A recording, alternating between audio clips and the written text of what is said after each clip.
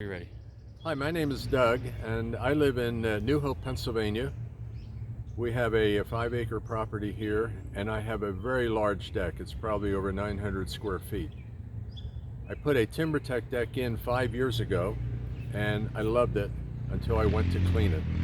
We have surrounding it, we have some silver maples, and we have some pine trees, and the dirt and the grime that resulted from having those trees, and the deck actually turned black in certain areas.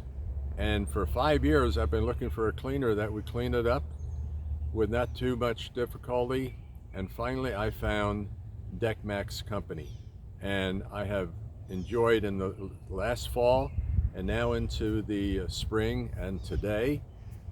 The deck has been cleaned, it's beautiful, and their product, Max Defender, works perfectly for this particular application. I would highly recommend it. I was frustrated for 5 years, and I'm no longer frustrated.